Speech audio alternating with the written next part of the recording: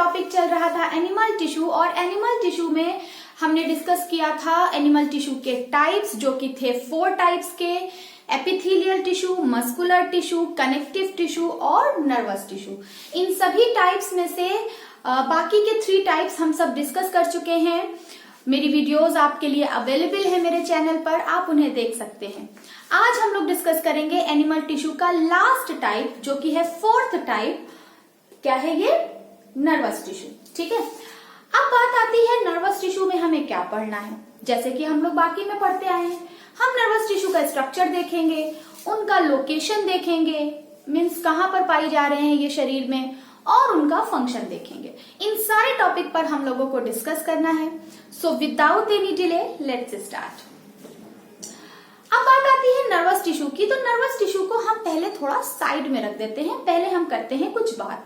ठीक है, अगर मैं आपसे कहूं कि हमारे आसपास जो भी कुछ हो रहा है वो हमें पता कैसे चलता है, ठीक है, तो आप बताएंगे कि मैम हमें सेंसेशन होता है। ठीक है, बिल्कुल सही बात है, सेंसेशन होता है। ये सेंसेशन हमें कैसे पता चलता है? हमारे सेंस ऑर्गन के थ्रू पता चलता है। हमारे पास कितने सेंस ऑर्गन होते हैं? हमारे पास 5 सेंस ऑर्गन होते हैं। हमारी आई, हमारे नोज, हमारी टंग, हमारा ईयर और हमारी स्किन, जो कि हमारे पूरे शरीर पर फैली हुई है। ये 5 सेंस ऑर्गन क्या करते हैं? बाहर हो रहे सारे चेंजेस, क्या मतलब जो भी कुछ चेंजेस हो रहे हैं, उन चेंजेस को हम बोलते हैं स्टिमुलस। जो भी स्टिमुलस हमारे आसपास हो रहे हैं, उन सभी स्टिमुलस का हमें ज्ञान कराते हैं। कैसे ज्ञान कराते हैं? इन सभी सेंस ऑर्गन पर लगे होते हैं कुछ रिसेप्टर्स। ठीक है, वो रिसेप्टर्स इन सेंसेस को या इन स्टिमुलस को क्या करते हैं? कैच कर लेते हैं। अब सवाल आता है, कैच करने के बाद क्या करते हैं? ठीक है, इसको समझने के लिए हम करते हैं कुछ और बातें, या फिर लेते हैं कुछ और एग्जाम्पल्स। ठीक है, फॉर एग्जाम्पल हम सड़क पर चले जा रहे हैं और हमने देखा कि सामने से एक लायन चला आ रहा है दौड़ता हुआ। ठीक है, एक शेर चला आ रहा है। अब ऐसे सिचुएशन में आप क्या करेंगे? अगर मैं आपसे कहूं कि सामने से आप जा रहे हैं सड़क पर, सुनसान सड़क पर, और सामने से एक शेर चला आ रहा है। ठीक है, ऐसे सिचुएशन में आप क्या करेंगे? ऑब्वियस सी बात है, आप कहेंगे मैम हम लोग वहां से भाग जाएंगे। तो ये हुआ कैसे? ठीक है, मतलब आपने कैसे समझा, कैसे आपने डिसीजन लिया कि नहीं हमें भाग जाना चाहिए? ठीक है, अब देखिए यहाँ पर सारा खेल किसका है? हमारे सेंस ऑर्गन का, और हमारे जो भी कुछ हमारे स्टिमुलस हमको मिला, वो स्टिमुलस हमारी बॉडी ने कैसे उसको ऑब्जर्व किया, कैसे रिकॉग्नाइज किया और क्या ऑर्डर दिया। ठीक है, किस तरह से हमने रिएक्शन दिया, भागने का रिएक्शन या जो भी कुछ किया हमने। तो देखिए हमारी आंखों ने देखा उस शेर को। ठीक है, अब आंखें क्या है? आंखों ने क्या किया? आंखों पर लगे हुए हैं हमारे फोटो रिसेप्टर्स लगे हुए। उन्होंने क्या करा? उस शेर की इमेजेस ब्रेन तक पहुंचा दी। हमारे ब्रेन ने उस शेर की इमेज को रिकॉग्नाइज कर लिया, बिकॉज हमारे ब्रेन में ऑलरेडी शेर से रिलेटेड बहुत सारी इंफॉर्मेशन फीड है। जैसे कंप्यूटर में डेटा मैच कराया जाता है ना, उसी तरह हमारे ब्रेन में भी जब भी कोई नया स्टिमुलस हमारे ब्रेन में जाता है या कोई नई इंफॉर्मेशन हमारे ब्रेन में जाती है, तो हमारा ब्रेन उसे क्या करता है? टैली करता है अपनी पुरानी इंफॉर्मेशन के साथ। तो ऑलरेडी हमने, क्योंकि शेर के बारे में ऑलरेडी बहुत कुछ जान रखा है, बहुत कुछ सुन रखा है, किताबों में देख रखा है, पिक्चर्स में देख रखा है कि ये क्या होता है? डेंजरस होता है, वाइल्ड एनिमल होता है, खा जाता है चीर फाड़ के। ठीक है, तो हमारे ब्रेन ने क्या किया? रिकॉग्नाइज कर लिया, नहीं भाई ये तो बहुत डेंजरस है, इससे तो हम लड़ भी नहीं सकते हैं ना, ये तो क्या करेगा, हमको खा जाएगा। तो हमारे ब्रेन ने क्या किया? एक डिसीजन लिया। क्या डिसीजन लिया? कि हमें क्या करना है? भागना है। ठीक है, तो ब्रेन ने डिसीजन लिया और हमारे पैरों ने क्या कर दिया? भागना शुरू कर दिया। ठीक है, अभी मैं ये बात आपको बता रही हूं, आपको लग रहा है कि बहुत लंबा टाइम लगा बताने में, लेकिन आपको डिसीजन लेने में कितना टाइम लगता है? फ्रैक्शन ऑफ सेकेंड में हम क्या करते हैं? डिसीजन ले लेते हैं किसी भी स्टिमुलस के अगेंस्ट, है ना। ये हुआ कैसे? अब यहाँ पर कुछ तो सीन है ना। आंखों ने देखा, ब्रेन तक मैसेज गया, ब्रेन ने क्या किया? डिसीजन लिया, और ब्रेन ने डिसीजन यहां से लिया, लेकिन भागा कौन? हमारा पैर। तो ये सारा जो कार्यक्रम चल रहा है, ये सारा कार्यक्रम जो चल रहा है वो चला रहा है हमारा नर्वस टिश्यू, एक तरह से हम कह सकते हैं हमारा नर्वस सिस्टम, ठीक है। लेकिन हम यहाँ पर नर्वस सिस्टम की बात नहीं करेंगे, नर्वस सिस्टम की बात हम तब करेंगे जब हम ह्यूमन एनाटॉमी पढ़ेंगे। अभी बेसिकली हम बात करेंगे कि हमारे नर्वस टिश्यू क्या होते हैं, ठीक है। अब देखिए नर्वस टिश्यू क्या होते हैं। नर्वस टिश्यू नर्व फाइबर्स के बने होते हैं, पतले पतले फाइबर्स की तरह बने होते हैं, और ये पूरी बॉडी में हर एक जगह पर, सारे सेंस ऑर्गन में, ब्रेन में, स्पाइनल कॉर्ड में, हर जगह पूरा जाल की तरह बिखरे होते हैं, ठीक है। जैसे पूरा नेटवर्क बना होता है पूरे शरीर में, जहां जहां भी आप जो है ऐसे चिटकी काट के देख लीजिए, जहां जहां भी आपको सेंसेशन हो रहा है, हर उस जगह पर क्या है, हमारे नर्वस टिश्यू प्रेजेंट है, और ये हमारे आसपास हो रहे चेंजेस का हमें ज्ञान करा रहे हैं, ठीक है। एक और एग्जाम्पल लेते हैं। अब जैसे मैं यहाँ पर खड़ी हूं, मुझे यहाँ पर इधर से किसी ने आवाज दिया, ठीक है, किसी ने आवाज दिया अर्शिया कम हियर, ठीक है। अब जैसे ही ये आवाज मेरे कान में गई, अर्शिया वर्ड जो है ये मैं इस नाम से पहले ही क्या हूं, फेमिलियर हूं, क्योंकि मुझे पता है ये मेरा नाम है, ठीक है। मेरे ब्रेन ने क्या किया, इस साउंड को रिकॉग्नाइज कर लिया, और मैं जाऊं या ना जाऊं, लेकिन पहला रिएक्शन मेरा क्या होगा, उस साउंड की तरफ मैं क्या करूंगी, ऐसे पलट कर देखूंगी, ठीक है। इसी तरह आपको अगर आपका हाथ जब कभी किसी हॉट ऑब्जेक्ट पर टच हो जाता है तो आप क्या करते हैं, तुरंत अपने हाथ को क्या करते हैं, वहां से हटा लेते हैं, ठीक है। या आजकल के मौसम में जैसे बहुत सर्दी हो रही है, ठीक है, जब हम स्वेटर नहीं पहनते तो हमारी स्किन क्या करती है, सेंसेशन ले लेती है, मतलब हमको क्या होने लगता है, पता चलने लगता है कि नहीं बाहर बहुत कोल्ड है, तो हम क्या करते हैं, जैकेट पहनते हैं या गर्म कपड़े पहनते हैं, ठीक है। तो ये सारा सब कुछ जो भी हमारे आसपास हो रहा है, हम कुछ खा रहे हैं, कुछ सूंघ रहे हैं, कुछ सुन रहे हैं, कुछ देख रहे हैं, या कुछ भी फील कर रहे हैं, इन सारे सेंसेशन को हमारा सेंस ऑर्गन क्या करता है, रिसीव करता है, ठीक है। अब देखिए ऐसे समझिए, ये है हमारा सेंस ऑर्गन, क्या है ये हमारा सेंस ऑर्गन। सेंस ऑर्गन ने क्या किया, स्टिमुलस को रिसीव किया, जो भी कुछ, मान लीजिए इसने कुछ देखा, इसने क्या किया, बाहर क्या है, कुछ भी, मान लीजिए आई ने क्या किया, देखा, ये सेंस ऑर्गन है, ये कौन सा सेंस ऑर्गन है, आई है।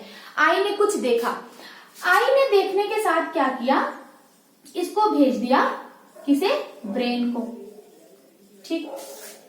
ब्रेन ने क्या किया, ब्रेन इसको क्या करेगा, डिसीजन लेगा। अब ब्रेन क्या करेगा, डिसीजन लेगा, ठीक। डिसीजन लेने के बाद, अच्छा देखिए ब्रेन का काम सिर्फ होता है डिसीजन लेना, डिसीजन लेने के बाद उस डिसीजन को परफॉर्म कैसे करना है, ये जिम्मेदारी ब्रेन छोड़ देता है किसके ऊपर, स्पाइनल कॉर्ड के ऊपर। तो ब्रेन अपना डिसीजन किसको देगा, स्पाइनल कॉर्ड को देगा, ठीक। अब स्पाइनल कॉर्ड मैडम जो है, ये पूरा मतलब सारा काम का मतलब आप कह सकते हैं सारी रिस्पॉन्सिबिलिटी रिएक्शन देने की, ये किसके ऊपर होती है, स्पाइनल कॉर्ड के ऊपर होती है। स्पाइनल कॉर्ड क्या करता है, डिसाइड करता है कि किस ऑर्गन से काम करवाना है। फॉर एग्जाम्पल मैंने शेर वाला एग्जाम्पल लिया, तो आपने क्या किया, शेर देखा, आई ने क्या किया, रिसेप्टर आई के ऊपर जो रिसेप्टर थे, सेंस ऑर्गन है आई हमारा, रिसेप्टर थे, रिसेप्टर ने क्या किया, वो मैसेजेस कहाँ पहुंचा दिए, ब्रेन को पहुंचा दिया वो स्टिमुलस को रिकॉग्नाइज किया, ब्रेन ने डिसीजन लिया, डिसीजन लेने के बाद किसको डिसीजन पहुंचाया, स्पाइनल कॉर्ड को। अब स्पाइनल कॉर्ड ये डिसाइड करेगा कि भागना, अब ब्रेन ने क्या डिसीजन लिया था, ब्रेन ने डिसीजन लिया था कि ये भागेगा, ठीक है। अगर ये रजनीकांत का ब्रेन होता तो वो क्या करता, लड़ता, है ना, तो हाथ में ऑर्डर जाता, हम हाथ से रिएक्शन करते, ठीक है। लेकिन क्योंकि ये एक नॉर्मल इंसान का ब्रेन था, तो नॉर्मल इंसान क्या करता है भाई, भागता है शेर देख के, ठीक है। तो स्पाइनल कॉर्ड ने क्या किया, मैसेज कहाँ पहुंचाया, किसको एक्टिव कर दिया, हमारे पैर की मसल्स को क्या कर दिया, एक्टिव कर दिया, और हमारी पैर की मसल्स क्या हो गई, लेग की मसल्स भागने लगी, ठीक है ना। बहुत सिस्टमैटिक चलता है, परेशान होने की जरूरत नहीं, बहुत 1 by 1 हम लोग पढ़ेंगे इसको। तो अब हमारा स्पाइनल कॉर्ड क्या करेगा, अपने जो भी ऑर्डर ब्रेन ने दिया था वो किसको पहुंचा देगा, रिसेप्टर ऑर्गन को, ठीक है। रिसेप्टर ऑर्गन यहाँ पर कौन हो सकता है, लेग हो सकता है, ठीक है। अगर लड़ने का मूड बन रहा है, ब्रेन ने लड़ने का डिसीजन लिया है, तो फिर हाथ हो सकता है, ठीक है। शूट करने का डिसीजन लिया है तो फिर हम बंदूक वगैरह लेकर आएंगे और शूट करेंगे, जो भी हमारा डिसीजन ब्रेन ले उस पर्टिकुलर टाइम पर, ठीक है। तो यहाँ पर आपने देखा कि इतना काम चल रहा है, ठीक है। अब आपने देखा कि मैंने एरो बनाई है, मैंने एरो क्यों बनाई है, मैंने एरो इसलिए बनाई है, यहां से जो ब्रेन में जा रहा है ये क्या है, ये है हमारे नर्वस टिश्यू। लेकर कौन जाएगा, है ना, ऐसा तो नहीं है ना, कोई केमिकल रिएक्शन थोड़ी ना हो रहा है यहाँ पर कि फैल गया, नहीं, यहाँ पर क्या है, फाइबर्स हैं। कौन से फाइबर हैं, नर्व फाइबर हैं। ये नर्वस टिश्यू किसका बना हुआ है, ये नर्वस टिश्यू हमारा बना हुआ है नर्व फाइबर का, ठीक है, नर्व फाइबर का बना हुआ है। और ये सब क्या है, नर्व फाइबर हैं जो ब्रेन से मैसेज जो सेंस ऑर्गन से मैसेज लेकर जा रहे हैं ब्रेन तक, और ब्रेन से स्पाइनल कॉर्ड, फिर स्पाइनल कॉर्ड से रिसेप्टर ऑर्गन, पूरे शरीर में एकदम खिचड़ी पकी हुई है, पूरे शरीर में क्या है, सेंस नर्व फाइबर का जाल बिछा हुआ है। और हर जगह से हम क्या करते हैं, सेंसेशन को या स्टिमुलस को ब्रेन तक पहुंचाते हैं, और ब्रेन का जो भी ऑर्डर होता है, जो भी डिसीजन होता है, उसको रिसेप्टर ऑर्गन तक पहुंचाते हैं। ठीक है, समझ में आ गई। यानी यहाँ पर सारा खेल किसका है, नर्व फाइबर का। और नर्व फाइबर ही जब आपस में मिलकर काम करते हैं तो बना लेते हैं वो नर्वस टिश्यू। ठीक है, अब क्योंकि नर्वस टिश्यूज जो होते हैं वो किसके बने होते हैं, नर्व फाइबर के। नर्व फाइबर कैसे होते हैं, ऐसे बड़े बड़े फाइबर्स होते हैं, बहुत लॉन्ग लॉन्ग फाइबर होते हैं। इन फाइबर को जब हम निकाल कर थोड़ा सा, मतलब इसको छोटा सा एक सेक्शन लेकर उसको जूम करके देखते हैं तो हमको दिखती है नर्व सेल। तो बेसिकली अब हम लोगों को यहाँ पर क्या पढ़ना है, नर्व सेल पढ़ना है। ठीक है, हमें यहाँ पर नर्व सेल्स देखनी है, और ये नर्व सेल्स क्या करेंगी, मिलकर क्या बना रही होंगी, नर्वस टिश्यू बना रही होंगी। ठीक है, अभी स्ट्रक्चर के दौरान भी हम लोग देखेंगे कि ये किस तरह से वर्क करती है। ठीक है, तो सबसे पहले हम लोग देख लेते हैं इसका स्ट्रक्चर कैसा होता है। चलिए, नर्व सेल का स्ट्रक्चर देख लेते हैं, फिर हम देखेंगे उसकी लोकेशन कहाँ कहाँ होती है, फिर हम देखेंगे कि ये क्या काम कर रहे हैं। ठीक है, चलिए, नर्व सेल। ठीक है, क्या बनाएंगे हम यहाँ पर, हम यहाँ पर बनाएंगे नर्व सेल। कई सारी नर्व सेल्स ही मिलकर क्या बनाएंगी, टिश्यू बना देंगी, नर्व सेल। अब देखिए नर्व सेल कैसी होती है, अगर मैं इसका स्ट्रक्चर बनाऊं तो यहाँ पर ये छोटा पड़ेगा, इसलिए ये भी मिटा देती हूँ। ठीक है, क्या पढ़ रहे हैं हम लोग, नर्व सेल पढ़ रहे हैं। चलो, स्ट्रक्चर कैसा होता है, इसके स्ट्रक्चर में सबसे पहले क्या होता है, सेंटर में क्या होता है, इसका बेस जो आप कह सकते हैं सेंटर पार्ट होता है। सेंटर पार्ट को हम बोलते हैं साइटोन। ठीक है, ये हमारा सेंटर पार्ट होता है। इसके अंदर क्या होता है, साइटोप्लाज्म भरा होता है, इसका अपना खुद का न्यूक्लियस होता है। बनाने का आइडिया देख लीजिए, बहुत सारे बच्चे कंफ्यूज हो जाते हैं कि बनाना स्टार्ट कहां से करें, क्योंकि थोड़ा सा ट्री लाइक स्ट्रक्चर होता है। क्या देख रहे हैं हम लोग, स्ट्रक्चर देख रहे हैं, थोड़ा सा ट्री लाइक स्ट्रक्चर होता है, इसलिए कभी कभी बच्चे कंफ्यूज हो जाते हैं। तो यहाँ पर बनाने का तरीका भी देख लीजिए किस तरह बनाया जाता है। ठीक है, तो यहाँ पर सबसे पहले क्या होता है, एक राउंड शेप होता है जो कि इसका बेसिक स्ट्रक्चर है, इसका मेन पार्ट है, जिसको हम बोलते हैं साइटोन। इस पार्ट को हम क्या बोलते हैं, इसको हम बोलते हैं साइटोन या सेल बॉडी। क्या बोलते हैं, साइटोन। कहीं कहीं पर सेल बॉडी भी लिखा होता है। सेल बॉडी के अंदर ये राउंड शेप क्या है, सेल बॉडी है। सेल बॉडी के अंदर इसका साइटोप्लाज्म होता है, इसके अंदर अपना न्यूक्लियस होता है। ठीक, फिर क्या होता है, साइटोन से जगह जगह से क्या होती है, इस तरह की ब्रांचेस निकली होती है। बनाने का तरीका देख लीजिए। ठीक है, इस तरह से क्या होता है, ऐसे ब्रांचेस निकली होती हैं। ठीक, इन ब्रांचेस को हम बोलते हैं डेंड्रॉन। क्या बोलते हैं, डेंड्रॉन। ठीक, इसके एक डेंड्रॉन जो होता है वो क्या हो जाता है, थोड़ा और लंबा हो जाता है। ठीक है, अब देखिए डेंड्रॉन्स जो होते हैं वो फर्दर और डिवाइड हो जाते हैं। ठीक है, डेंड्रॉन्स जो होते हैं वो फर्दर और डिवाइड हो जाते हैं। आप कह सकते हैं कि डेंड्रॉन आगे जाकर इस तरह से फर्दर डिवीजन कर लेते हैं या ब्रांचेस बना लेते हैं, इस तरह से और ज्यादा डिवाइड हो जाते हैं अपना एरिया बढ़ाने के लिए। ठीक है, तो ये क्या हो जाते हैं, डेंड्रॉन जब आगे जाकर फर्दर डिवाइड हो जाते हैं तो इनको हम बोलते हैं डेंड्राइट्स। डेंड्राइट्स। ठीक, अब इनमें से एक डेंड्रॉन जो होता है ना वो थोड़ा ज्यादा लंबा हो जाता है। कुछ करना नहीं है, बस बस इसको सीधा और लंबा कर देना है इस तरह से। ये थोड़ा ज्यादा लंबा हो जाता है, ठीक है। क्या था, एक बीच में सेंटर पार्ट है, साइटोन या सेल बॉडी, साइड साइड से क्या निकली है, ब्रांचेस निकली है, डेंड्रॉन। डेंड्रॉन फर्दर डिवीजन कर लेते हैं तो डेंड्राइट्स बना लेते हैं। फिर ये इन डेंड्रॉन्स में से एक डेंड्रॉन, एक नर्व सेल में एक ही डेंड्रॉन लंबा होगा, ऐसा नहीं होगा कि सारे डेंड्रॉन लंबे हो जाएंगे, नहीं। एक डेंड्रॉन जो होता है वो थोड़ा ज्यादा लंबा हो जाता है, जिसको हम बोल देते हैं क्या, एक्सॉन। ठीक, आगे बात समझ में। एक्सॉन के ऊपर इस तरह से कवरिंग्स चढ़ी होती हैं, इस तरह से ऐसे कवरिंग्स चढ़ी होती हैं, इस तरह से ऐसे कवरिंग्स होती हैं। इन कवरिंग्स का क्या काम होता है ये भी हम लोग बात करेंगे, ठीक है। इन कवरिंग्स को कहते हैं माइलिन शीथ, ठीक है।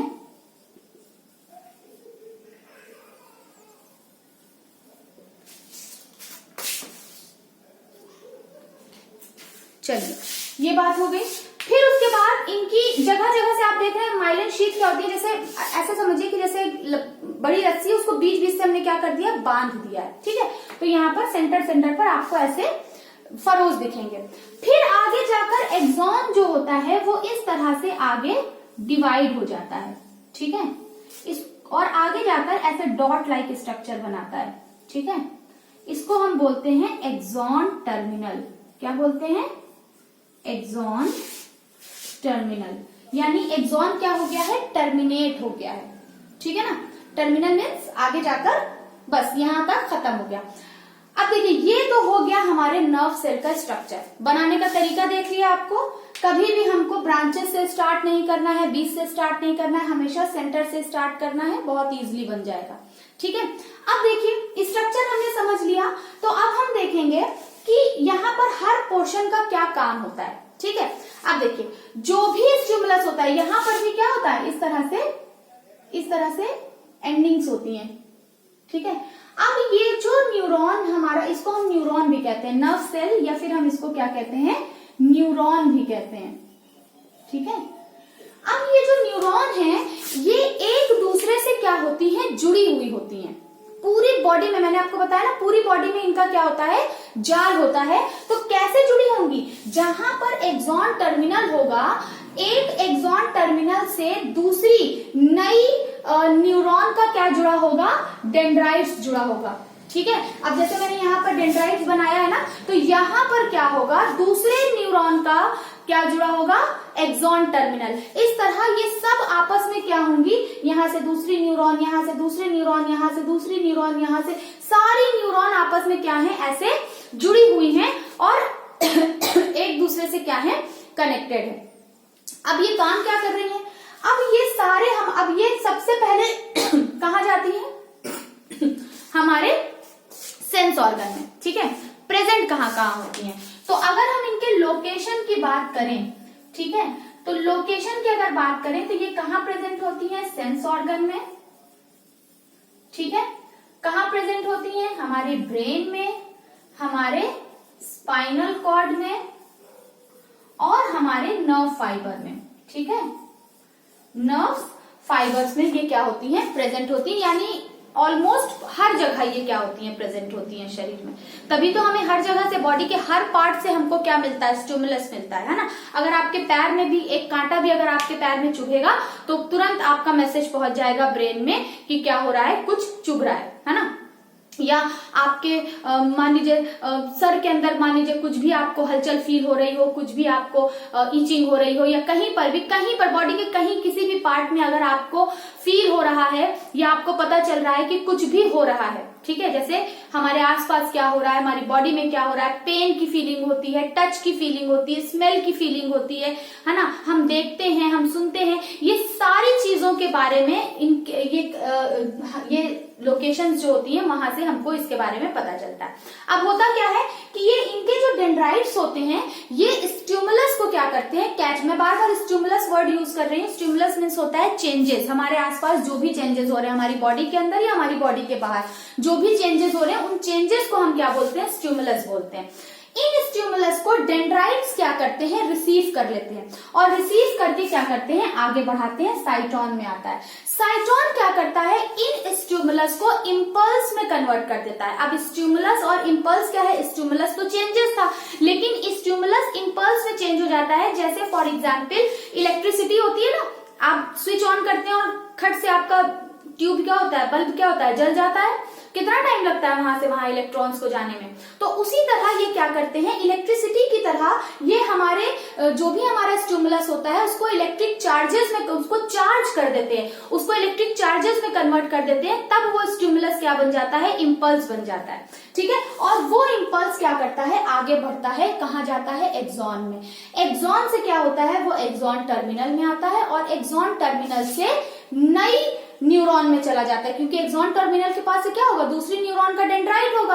अब ये यहाँ से क्या होंगे, दूसरे न्यूरॉन में चले जाएंगे, दूसरे न्यूरॉन से तीसरे न्यूरॉन में चले जाएंगे, तीसरे न्यूरॉन से चौथे न्यूरॉन में चले जाएंगे। और इस तरह मान लीजिए पैर में कांटा लगा, ठीक है, तो पैर में जब कांटा लगा तो पैर की न्यूरॉन्स क्या हुई, नीचे से पूरी ऊपर आई, कहाँ आई, ब्रेन तक आई। अब ब्रेन ने क्या किया, फील किया, है ना, क्या फील किया, पेन फील किया, और हमें बताया कि भाई कांटा चुभ रहा है, आपको पेन हो रहा है। अगर आप अपना पैर वहां से नहीं हटाएंगे तो क्या हो सकता है, आपको इंजरी हो सकती है। तो हमारा ब्रेन क्या करेगा, हमें ऑर्डर देगा कि पैर हटाओ। तो ये पैर हटाओ का जो ऑर्डर हमको मिला, ये वापस से यही न्यूरॉन्स क्या करेंगी, लेकर आएंगी कहाँ, स्पाइनल कॉर्ड में, क्योंकि स्पाइनल कॉर्ड ब्रेन सिर्फ डिसीजन लेता है, बॉडी का कौन सा पार्ट उस डिसीजन को परफॉर्म करेगा, इसकी रिस्पॉन्सिबिलिटी किसके पास होती है, स्पाइनल कॉर्ड के पास होती है। तो स्पाइनल, ये जो न्यूरॉन्स होती है वो ब्रेन से निकलेंगी और ब्रेन से निकल के कहाँ जाएंगी, जाकर स्पाइनल कॉर्ड को बताएंगी कि ब्रेन ने कहा है पैर हटाना है। तो स्पाइनल कॉर्ड क्या करेगी, स्पाइनल कॉर्ड डिसाइड करेगी कि पैर कैसे हटेगा। तो पैर की मसल्स क्या हो जाएंगी, स्ट्रेच हो जाएंगी, और पैर की मसल्स, पैर हम क्या करेंगे, उस जगह से हटा लेंगे। ठीक है, इस तरह से ये पूरी बॉडी में काम कर रहे होते हैं। अब जैसे कि मैंने आपको बताया, ये लोकेशन हो गई, फिर मैंने आपको बताया कि ये क्या करते हैं, जुड़े होते हैं। ठीक है, कैसे जुड़े होते हैं उसको भी देख लेते हैं। ठीक है, कैसे जुड़े होते हैं वो भी हम लोग यहाँ पर देख लेते हैं। जैसे कि मान लीजिए ये हमारा है एक एक्सॉन, ठीक है, एक एक्सॉन है, ये एक्सॉन टर्मिनल है। ठीक, इसको हम थोड़ा बड़ा कर लेते हैं। ठीक है, चलिए इसको बड़ा कर लेते हैं ताकि समझने में आसानी रहे। ये क्या है, हमारा एक न्यूरॉन की एंडिंग है, इसी को हमने क्या कर दिया, थोड़ा बड़ा कर दिया। अब यहीं से जुड़ा होगा क्या, हमारे दूसरी न्यूरॉन का डेंड्राइट्स। तो मान लीजिए ये क्या है, इस तरह से डेंड्राइट्स है। देखिए, कभी भी न्यूरॉन्स आपस में फुल्ली टच नहीं होते, मतलब एकदम टच नहीं होते, थोड़ा सा गैप होता है। इस गैप को हम बोलते हैं सिनैप्स। क्या बोलते हैं, सिनैप्स बोलते हैं। यहां से जो हमारा स्टिमुलस आ रहा है वो स्टिमुलस यहां जंप करता है। ठीक है, एक न्यूरॉन से दूसरे न्यूरॉन में जंप करता है। जंप करने के लिए यहाँ पर कई सारे मीडियम होते हैं, वो हम हायर क्लासेस में पढ़ेंगे। आपको अभी सिर्फ इतना जानना है कि दो न्यूरॉन्स के बीच में जो गैप होता है उस गैप को हम क्या बोलते हैं, सिनैप्स बोलते हैं। और यहाँ पर पूरा मतलब इस, आप ये मत सोचिएगा कि इस तरह जुड़ी होती है न्यूरॉन, जुड़ी नहीं होती है, इस तरह सिर्फ क्या होती है, पास पास होती है, बहुत क्लोजर होती है। ठीक है, तो उस गैप को हम क्या बोलते हैं, सिनैप्स बोलते हैं। यहां से स्टिमुलस क्या होता है, जंप करता है। ठीक है, चलिए ये बात हो गई स्ट्रक्चर की, लोकेशन की, सिनैप्स भी हो गया। अब बात आती है कि ये फंक्शन क्या परफॉर्म करते हैं। अरे भाई, इतनी देर से हम फंक्शन पे ही तो बात कर रहे हैं। ये क्या कर रहे हैं, हमारे आसपास हो रहे चेंजेस को हमें स्टिमुलस किसको पहुंचा रहे हैं, ब्रेन तक पहुंचा रहे हैं। ब्रेन क्या कर रही है, इनको ब्रेन क्या कर रहा है, रिकॉग्नाइज कर रहा है। ब्रेन का जो भी ऑर्डर है वो वापस से लेकर आ रही है। मतलब ये क्या कर रही है, एक तरह से बहुत, मतलब आप कह सकते हैं कि एक तरह का लेबर है, मतलब लेबर की तरह काम कर रही होती है। बार बार स्टिमुलस लेकर जा रही होती है, ब्रेन को बता रही होती है, ब्रेन उसको समझ रहा होता है, रिकॉग्नाइज कर रहा होता है, फिर ब्रेन ऑर्डर दे रहा होता है, ये वापस से उस ऑर्डर को लेकर आ रही होती है स्पाइनल कॉर्ड तक, और फिर स्पाइनल कॉर्ड से क्या कर रही होती है, ये आगे स्पाइनल कॉर्ड से निकल के वापस से जा रही होती है रिसेप्टर ऑर्गन्स तक, वहां पर जो भी ऑर्डर दिया है ब्रेन को उसको परफॉर्म कराने। ठीक है, बेसिकली ये दो तरह की होती हैं। जो न्यूरॉन्स हमारे ब्रेन से रिलेटेड होती हैं उन्हें हम कहते हैं क्रेनियल न्यूरॉन्स। ठीक है, वैसे तो फिलहाल आपका सिलेबस में नहीं है ये, लेकिन क्योंकि इतनी देर से हम लोग पढ़ रहे हैं तो इसको जानना भी जरूरी है हमारे लिए। ब्रेन से रिलेटेड जो न्यूरॉन्स होती है, मतलब वो न्यूरॉन्स जो ब्रेन में जा रही हैं और ब्रेन से आ रही हैं, ठीक है, ब्रेन से उनको बोलते हैं क्रेनियल न्यूरॉन्स। और जो न्यूरॉन हमारे स्पाइनल कॉर्ड का काम कर रही होती हैं, ठीक है, जो स्पाइनल कॉर्ड से रिलेटेड होती हैं, स्पाइनल कॉर्ड में एंट्री ले रही हैं, स्पाइनल कॉर्ड से निकल रही हैं, इनको कहते हैं स्पाइनल न्यूरॉन या स्पाइनल नर्व, स्पाइनल नर्व्स या स्पाइनल न्यूरॉन्स, क्रेनियल नर्व्स और स्पाइनल नर्व्स। इनकी काउंटिंग भी होती है, ये 12 पेयर होती है और ये 31 पेयर होती है, ठीक है। इसके बारे में डिटेल स्टडी हम लोग तब करेंगे जब हम लोग नर्वस सिस्टम पढ़ेंगे। अभी तो हम लोग यहाँ पर क्या पढ़ रहे हैं, सिर्फ नर्वस टिश्यू पढ़ रहे हैं। अब ये पूरा जाल क्या करता है, एक फाइबर लाइक शरीर में फैला होता है जिसको बोलते हैं नर्व फाइबर। ये सारी सेल्स आपस में मिलकर क्या कर रही होती हैं, सेंसेशन लाने और ले जाने का काम कर रही होती है, जिसको हम बोलते हैं नर्वस टिश्यू, ठीक है। अच्छा, इसके बारे में एक और फैक्ट जान लीजिए कि ये लगभग 1 मीटर तक लंबी होती है, 1 मीटर लॉन्ग होती है। शरीर की सबसे लॉन्गेस्ट सेल है। अगर आपको मेरा सेल चैप्टर याद होगा तो वहां पर मैंने आपको बताया था कि लॉन्गेस्ट सेल क्या होती हैं, न्यूरॉन होती हैं, ठीक है। तो ये क्या होती है, सबसे स्ट्रॉन्गेस्ट सेल, स्ट्रॉन्गेस्ट नहीं, सबसे लॉन्गेस्ट सेल होती हैं। इनके बारे में एक फैक्ट और जान लीजिए कि इनमें कभी भी सेल डिवीजन नहीं होता। हमारी पूरी बॉडी में हर सेल में सेल डिवीजन होता है, ग्रोथ के लिए, रिप्रोडक्शन के लिए, रिपेयर के लिए, रीजनरेशन के लिए, रिप्लेसमेंट के लिए, बट न्यूरॉन सेल्स में या नर्व सेल्स में कभी भी सेल डिवीजन नहीं होता। ये जन्म के समय जितनी हमको मिलती हैं गिनती में, मरने तक ये उतनी ही रहती हैं, इनमें कभी सेल डिवीजन नहीं होता, ठीक है। इसीलिए इसका एक डिसएडवांटेज भी है, इन केस कभी कोई न्यूरॉन हमारी डैमेज हो जाए तो वो फिर से कभी नहीं बनेगी और बॉडी हो सकता है उसकी वजह से हमारी बॉडी पैरालाइज हो जाए या हम बॉडी के फंक्शन, हमारे बहुत सारे बॉडी पार्ट्स हमारे काम करना बंद कर दें, ठीक है। तो समझ में आ रहा है, इनमें कभी भी सेल डिवीजन नहीं होता, इसलिए इन्हें हमें बहुत बचा के रखना होता है, बहुत सेफ करके रखना होता है, नहीं तो ये डैमेज अगर एक बार हो जाएंगी तो ये वापस से फिर रिपेयर नहीं हो सकती, क्योंकि इनमें कभी भी सेल डिवीजन नहीं होता। तो ये काम क्या कर रही होती है, ये हमें सेंसेशन, ये काम कर रही होती है हियरिंग पे, ठीक है। सुनते हैं हम, जो भी कुछ हम सुनते हैं उसको रिकॉग्नाइज, उसका मैसेज कहाँ लेकर जा रही है, ब्रेन तक। ब्रेन जो भी ऑर्डर दे रहा है लाने का काम कर रही है, हियरिंग का काम कर रही हैं, साइट का काम कर रही हैं, ठीक है। टेस्ट आइडेंटिफाई कर रही हैं, पेन हो गया, टच हो गया,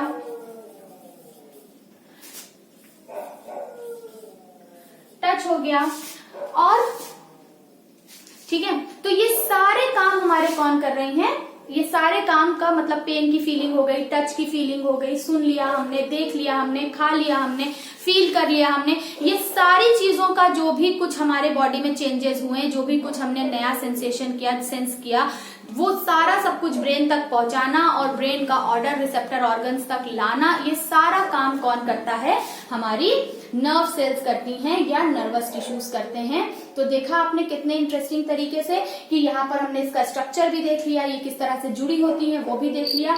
तो आई होप कि आप सभी को ये टॉपिक पसंद आया होगा।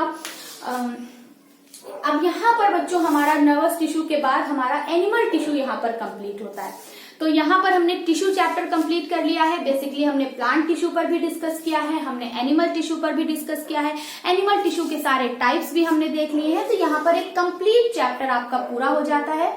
मिलते हैं नेक्स्ट वीडियो में, मेरे चैनल को सब्सक्राइब करना मत भूलिएगा। मिलते हैं नेक्स्ट वीडियो में नए टॉपिक्स के साथ। Thank you.